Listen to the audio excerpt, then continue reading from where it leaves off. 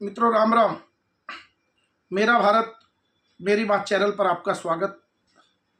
आज के इस अंक में हम बात करेंगे जो राज्यसभा में उपराष्ट्रपति जगदीप धनखड़ जी ने संघ को लेकर अपने विचार प्रकट किए। बहुत हो हल्ला हुआ। शुरुआत हुई एक लालजी सुमन जो सपा के सांसद है, उन्होंने एक विषय को उठाया और आरोप प्रत्यारोप करते हुए राष्ट्रीय स्वयंसेवक संघ आरएसएस जिसको हम जानते हैं उसके बारे में टिप्पणी की। और उस टिप्पणी को लेकर राष्ट्रपति धनखड़ जी ने एक विषय रखा कि आप ऐसे किसी राष्ट्र जो वादी संगठन है उसके बारे में ऐसे विचार संसद में नहीं रख सकती, अनर्गल बातें। और उन्होंने बताया, क्योंकि वो कभी संघ से नहीं जुड़े रहे राष्ट्रपति जी, वो देवीलाल के साथ उन्होंने काम किया, फिर वो कांग्रेस में भी रहे और एमएलए रहे राजस्थान से। तो उन्होंने कहा कि मुझे भी तकलीफ भी है कि मैं संघ का एक प्रथम वर्ष, द्वितीय वर्ष और शिक्षित वर्ष स्वयंसेवक नहीं हूं, क्योंकि एक पढ़ाई होती है संघ में, प्रथम वर्ष, द्वितीय वर्ष और तृतीय वर्ष, आईटीसी ओटीसी, जिस तरह से एक ट्रेनिंग है संघ की काम करने की। लेकिन बहुत से लोगों को बड़ा ऐतराज हुआ, कपिल सिब्बल जैसे और जो बहुत से नेता हैं जो बार बार संघ को कोसते हैं, जिनको संघ के बारे में बिल्कुल भी जानकारी नहीं। वो लोग बिना सोचे समझे, क्योंकि उनकी राजनीति पर बहुत बड़ा आघात संघ की वजह से रहता है। भारत जब आजादी की लड़ाई लड़ रहा था तो 1925 में डॉक्टर केशवराव बलिराव हेडगेवार जी ने संघ की स्थापना की थी। उसके बाद संघ बढ़ते बढ़ते आज 99 साल का हो गया, अब 100 साल की उसकी यात्रा है। तो उसमें कोई भी ऐसा क्षेत्र नहीं है जिसमें संघ ने काम ना किया हो। बहुत से नेता अपनी उपलब्धि बताते हैं कि हमने सरकार में आकर ये किया, सरकार में आकर गरीबी हटाई या कुछ भी किया, लेकिन संघ कोई सरकारी संगठन भी नहीं है। गैर सरकारी संगठन, विश्व में सबसे बड़ा संगठन राष्ट्रीय स्वयंसेवक संघ है। उसके बारे में धनखड़ जी ने जैसे कहा तो बहुत से लोगों को मिर्ची लड़ी। ये मिर्ची उस समय भी लगी थी जब देश का बंटवारा हुआ। तो मुझे ध्यान है, एक आप भी अगर सर्च करेंगे तो पढ़ सकते हैं, द डॉन अखबार पाकिस्तान का बड़ा महत्वपूर्ण अखबार है। तो वहां उस अखबार में लिखा गया था तब कि अगर संघ की स्थापना अगर 10 वर्ष बाद हुई होती, यानी 1935 में हुई होती, आज जो पाकिस्तान है हमारे पास इससे 3 गुना ज्यादा, यानी जितना हिंदुस्तान है ये पाकिस्तान में मिलता, यानी कि इससे 3 गुना बड़ा पाकिस्तान होता अगर संघ 10 साल बाद संघ की स्थापना हुई होती। और अगर 1915 में, यानी कि संघ की स्थापना अगर 10 साल पहले हो गई होती तो आज पाकिस्तान नाम की कोई चीज भी नहीं होती। संघ आज भी लड़ाई लड़ता है अखंड भारत की और कोई बात नहीं करता। संसद में एक प्रस्ताव भी है कि पूरा जो पीओके है वो भारत का है, लेकिन उसकी लड़ाई केवल संघ के लोग ही लड़ रहे हैं पूरे देश में।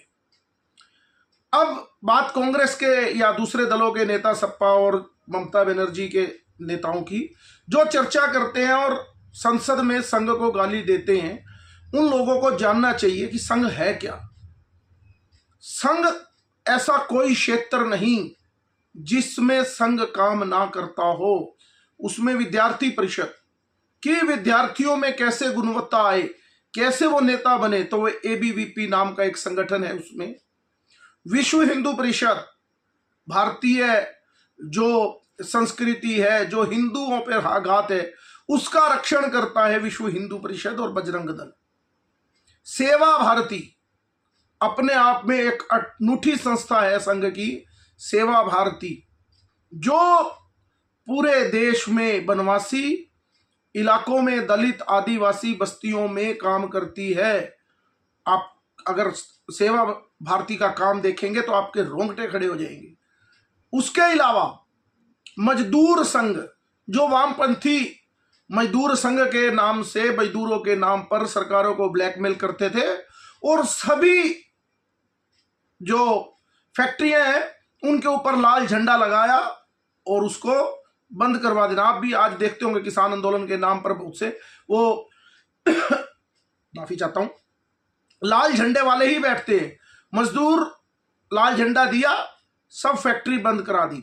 तो उसकी काट के लिए दंतोबन ठेंगड़ी जी ने मजदूर संघ, भारतीय मजदूर संघ की स्थापना की और क्या कहा, करेंगे पूरा काम और काम के लेंगे पूरे दाम। यानी काम नहीं रोकेंगे हम किसी फैक्ट्री का बंद नहीं, लेकिन बदले में मजदूरों को पूरे दाम चाहिए। इसको लेकर ये नहीं कि फैक्ट्री बंद कर देंगे, प्रोडक्शन भी हुई और अपने दाम भी लिए। आज सबसे बड़ा संगठन भारतीय मजदूर संघ है।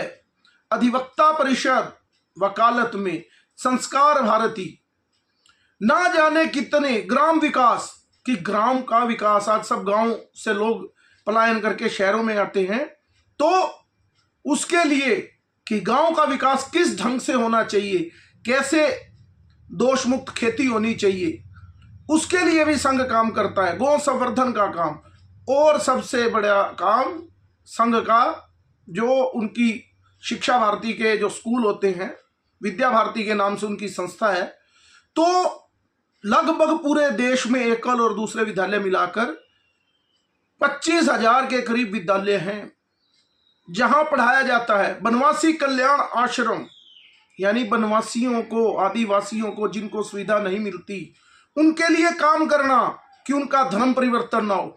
क्योंकि मैंने भी मध्य प्रदेश में, जब मैं अपने गुरुजी के साथ कुंभ में था, तो उनसे सुना और देखा कि किस तरह से कुंभ में वो आदिवासी लोगों को सोने की गिन्नी भी बांटते थे। बनवासी कल्याण आश्रम का कार्य, हर घर में भोजन पहुंचे जो आदिवासी इलाके हैं, जहां धर्म परिवर्तन होता है, जहां उनका शोषण होता है। बहुत बड़ा काम संघ के संगठन ने बनवासी कल्याण आश्रम के रूप में वहां पर किया। और मैंने जैसे कहा कि सेवा के कार्य, संघ के नाते लगभग 2 लाख सेवा के कार्य संघ करता है। इतना बड़ा संगठन जिसके ऊपर एक बैन लगाया था 1932 में। अंग्रेजों को लोग सोचते कि 1947 में ही बैन लगा था, 48 में, 1948 में लगा।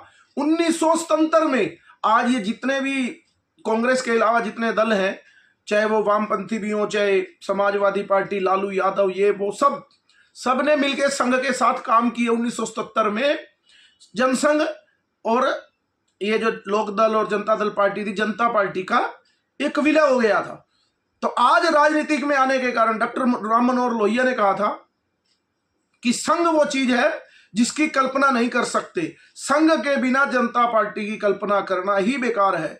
और इमरजेंसी के दौरान संघ ने सबसे ज्यादा कार्य किया। सरकार के खिलाफ पोस्टर लगाना हो, अखबार भेजना हो, तो इतना बड़ा कार्य संघ ने इन नेताओं को बचाने के लिए, जो आज राजनीति करते हैं, लालू यादव, मुलायम सिंह यादव जैसे, उसमें काम किया।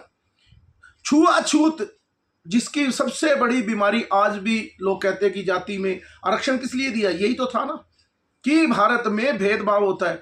और संघ की स्थापना भी इसीलिए हुई कि हिंदुओं में आपस में भेदभाव ना हो, हिंदू सभी सगे भाई हैं। इस मिशन को लेकर, जिसमें कोई जाति का भेदभाव नहीं है, इस विषय को लेकर संघ की स्थापना डॉक्टर साहब ने की थी। और 1934 में वर्धा में, महाराष्ट्र में, एक वर्ग लगा हुआ था संघ का, जैसे आप बहुत से कम लोगों को पता होता है वर्ग, उनका ट्रेनिंग कैंप। तो उसमें महात्मा गांधी एक बिल्डिंग में थे। उन्होंने कहा क्या हुआ है, तो उन्होंने कहा कि संघ का वर्ग लगा हुआ है। वो गए महात्मा गांधी वर्धा के उसमें, तो उन्होंने जाकर देखा, वहां पर उन्होंने पूछा कि आपकी जाति क्या है। वो कोई नाम से ही जानते थे, जाति जानते ही नहीं। तो महात्मा गांधी ने कहा उस समय कि जो काम मैं सपने में सोचता हूं कि ऐसा काम भारत में हो जाए कि जाति पाति खत्म हो जाए, वो काम तो संघ कर ही रहा है। केवल एक ही, आज भी जाति पाति पर आपस में लड़ाने की बात है, लेकिन संघ में कोई जाति छुआछूत, छोटे बड़े का भाव नहीं रहता। और तो और, जब 1948 में कबायली हमला हुआ तो उस समय भी संघ के स्वयंसेवकों ने जाकर कार्य किया, हवाई पट्टी बनाई। 1962 के युद्ध में जब भारतीय सेना हार रही थी, मनोबल टूट गया, संघ के लोगों ने कार्य तो किया ही। उसके बाद हारने के बाद नेहरू ने उस समय के सरसंघ चालक गोलवलकर जी, जिनको गुरुजी कहते हैं, उनसे बात की कि देश का मोरल डाउन है। जबकि वो तो अलग विचार के थे। जैसे आज अगर नरेंद्र मोदी को कोई परेशानी हो जाए युद्ध में तो कांग्रेस उसका गला पाड़ देगी। कांग्रेस तो युद्ध जीतने के बाद, सर्जिकल स्ट्राइक के बाद भी सबूत मांगती है, लेकिन उस समय के सरसंघ चालक गोलवलकर जी ने कहा कि कोई नहीं, पूरे देश के साथ हम खड़े हैं। और 1962 की परेड में, क्योंकि संघ के लोग परेड भी करते हैं, तो उस परेड में भी हिस्सा लिया नेहरू जी के कहने पर कि देश का मोरल डाउन नहीं होना चाहिए। इतनी देशभक्ति, नहीं तो कहना चाहिए था नेहरू जी आपकी वजह से ये हो गया, हमें कोई लेना देना नहीं, लेकिन नहीं, देश के साथ खड़ा होना है। 1965 का युद्ध हो, 1971 का युद्ध हो, कारगिल का युद्ध हो, जब कभी भी इस देश पे युद्ध के रूप में आपदा आई तो संघ के लोग खड़े रहे। और देश में आप देखते होंगे कभी भी बाढ़ आएगी, कोई ट्रेन दुर्घटना होगी, पीछे बालासोर में हुई थी, आपने देखा कि उनके स्वयंसेवक पहले पहुंच गए प्रशासन से। और जहां भी कोई घटना घटे, तो चाहे वो कोरोना काल हो, कोई भी आपदा हो, तो संघ के स्वयंसेवक सबसे पहले पहुंचते हैं।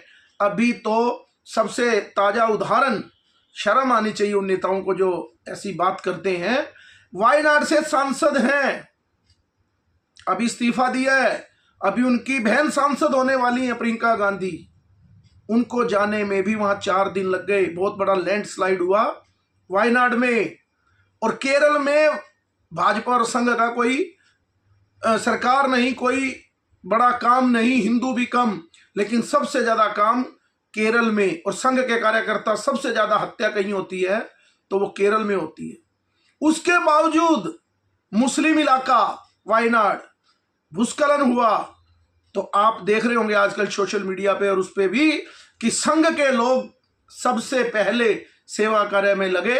अभी तो वो दोनों भाई बहन जाएंगे जो वहां के राजा, सल्तनत के राजा हैं, वहां पर वामपंथियों की सरकार है, वो कुछ नहीं कर पाई, लेकिन सेवा भारती और संघ के कार्यकर्ताओं ने वहां पर मोर्चा संभाला हुआ है।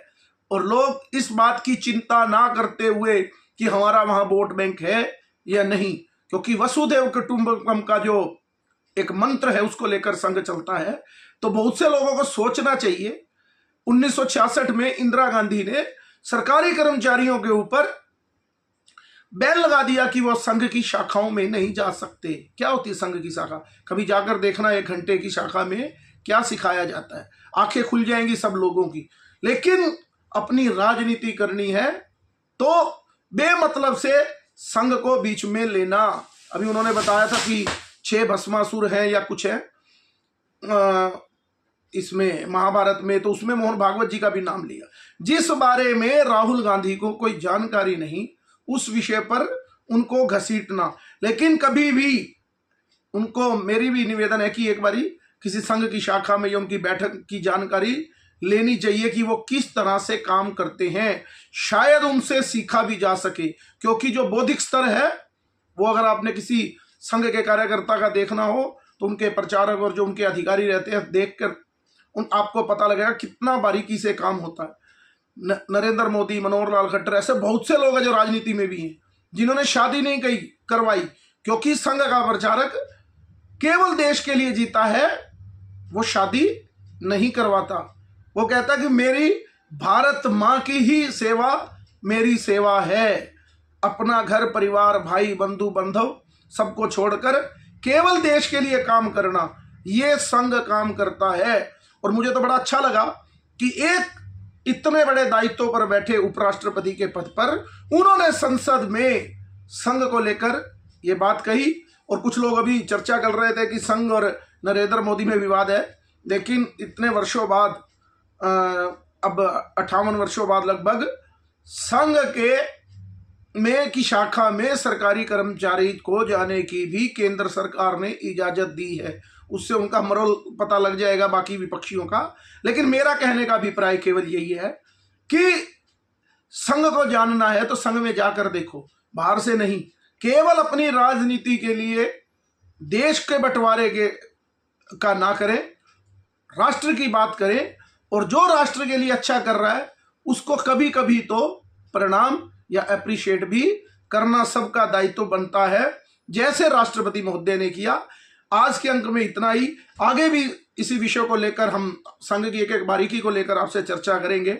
आज के लिए इतना ही, मुझे इजाजत दीजिए। मेरे इस चैनल को लाइक कीजिए, सब्सक्राइब कीजिए और शेयर कीजिए। भारत माता की जय।